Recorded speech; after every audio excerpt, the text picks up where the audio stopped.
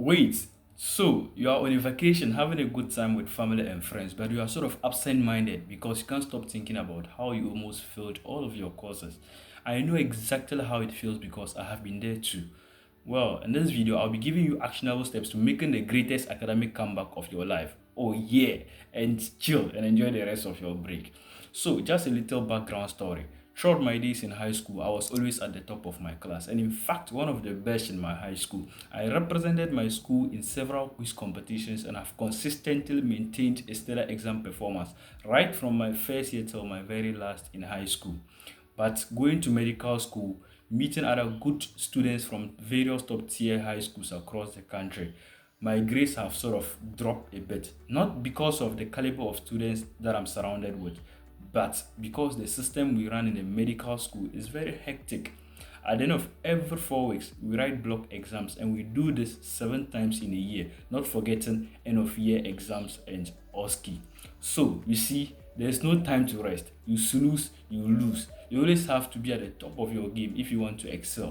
You won't have all the time in the world to yourself to study efficiently and be well prepared to have a showdown in your exams. So they need to adapt, re-strategize, and build steady habits that will be congruent with the system becomes very, very necessary. Like I said before, I have been there and there couldn't be any better time to reform and transform than making use of a vacation like this. So today I am going to be doing this with you and I hope it helps put you back on your feet. The wise learns from their mistakes, whilst the fool sees them as just mistakes and no lessons to learn from them. First of all, I want you to review how you used to study and find out what exactly you weren't doing right or study habits that you need to improve on. Say you used to study 4 hours in your room, wrapped around with all sorts of distraction. The music is on and loud. A messy desk and floor, roommate is making a phone call with her. The list goes on and on. You see, that's a problem there. You can't learn and understand anything in a scenario like the one I just painted. If that was you, then you might want to change that if you really want to improve your grades. If you can take yourself to the library or classroom and study, please do that. But if you can't, or you are not just in the mood to leave the comfort of your room, or perhaps you don't have the time, or it is late in the night, yet you want to burn the midnight candle, then be sure to do away with all forms of distraction, be it external or internal. Clean your room, declutter your study space, and do away with your cell phone or any other thing that might distract you. Put the phone on silence and hide it in a spot where you can't see it, or better still, give it out to a family member or a friend, or keep it in the next room. As simple as that. Whatever you do, just make sure you don't get disrupted by your devices. Let's talk about the amount of time you spend to study. In the example I cited, I used 4 hours, but isn't 4 hours too much or too small for a single study session? The answer is yes. It can be more than enough or less for a certain individual. It all boils down to you as a person, your attention span. How long can you keep your brain active and stimulated to take in information before it eventually gets exhausted? So go ahead and experiment and find out what works for you. And come back and tell me in the comment section your attention span. Well, by the way, I have a recommendation for you. Have you heard of the Pomodoro Technique? It is a technique you can implement in your studies to help make your study session long and at the same time effective. It kicks boredom in the butt and throws it outside the window. Okay, how does this Superman work? To use this technique, start by choosing a task you want to focus on. In this our case, you want to study, right? So then set a timer for 25 minutes known as a Pomodoro. Work without interruptions or breaks until the timer goes off, ensuring you stay concentrated on the task at hand. After the timer expires, take a 5 minutes break to stretch, relax, or recharge. Repeat this cycle for a total of 4 to 6 Pomodoros per session. Following 4 cycles, take a longer break of 15 to 30 minutes. This technique offers several benefits, including improved focus and concentration, enhanced productivity and efficiency, reduced distractions and procrastinations, better time estimation and management, and increased motivation and energy. By dedicating focused intervals to your task, you will stay on track, avoid burnout, and enjoy regular breaks to recharge. My next point is discipline over motivation. Once you make your mind that you want to up your game, then you have to stay committed to get things done.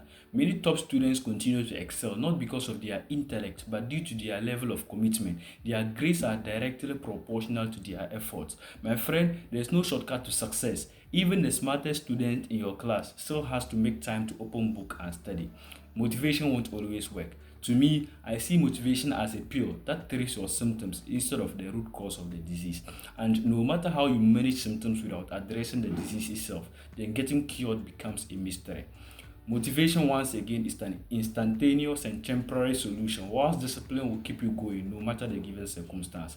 You have to have a dream, a why, an intrinsic burning desire, and that alone is an enough motivation. Guys, why are you going to school? Why do you read medicine, nursing, business administration, computer science, engineering, doctor of pharmacy, among others? If your reasons are so important and personal to you, then you don't need any external form of motivation to pick up a book and study.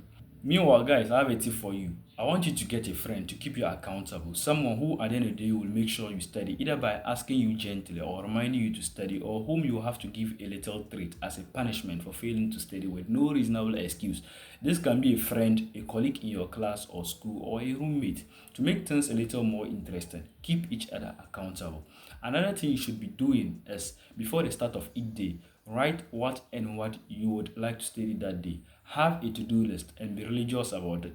In your study timetable, take note of what you are supposed to study for the day, and before you go to bed, revise and make a checklist of your accomplishments that day. Also, try to maintain your study streaks throughout the weekdays. After some time, set aside a session where you will do a general revision to make sure you get a good grip on the concepts that you've studied over the weeks. Part of your revision process should include answering of questions, not just any question but likely examination questions.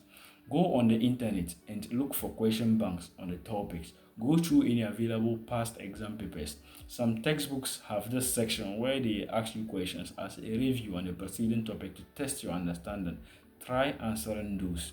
Another very important technique that you can employ is the Feynman technique. It is not enough to just read and have the conviction that you've understood the topic without putting your understanding to test real time. One way to fulfill this is by answering questions on the topic, and the other way is by teaching the topic or explaining the concept to another person. This is in fact a more effective and active way of increasing your understanding and memory consolidation. The Feynman technique is named after a Nobel Prize winning physicist named Richard Feynman, and this is how it works. Choose a concept you want to learn it, and then teach it to a, say, 5-year-old child. This doesn't necessarily have to be a child, as you cannot always find one, especially when you are in school, unless you are a babysitter. Explain it in simple terms, and as you do, identify areas where your explanation falls short. These areas are your knowledge gaps in the concept. Review, refine, and repeat the process until you've mastered the concept. By breaking down complex ideas into simple language, you will retain the information better, gain deeper insights, and become a more effective communicator. In the words of Albert Einstein, he said, in quotes, if you can explain it to a 6-year-old, you don't understand it yourself. Try it out and watch your understanding and confidence grow. Let me know in the comments below how you've applied Feynman's technique in your own learning journey. At this point, let us shift gears and talk about exams. This is about your grades, right? And sometimes you may study right, understood the material, and still fail your exams. How you prepare for the exam, your exam writing skills, which includes time management, strategic choosing of questions which you are to answer now or come back later to overlook habits such as your diet and sleep altogether play a role in your exam performance. In one of my subsequent videos, I shall delve deep into the topic of exam preparation. Please, if you find this video helpful, please give it a like, comment, share with your colleagues, and most importantly, subscribe to help my channel grow. Come back another day for a dose. My name is Jabbar and I am that guy. Thanks for watching. Bye.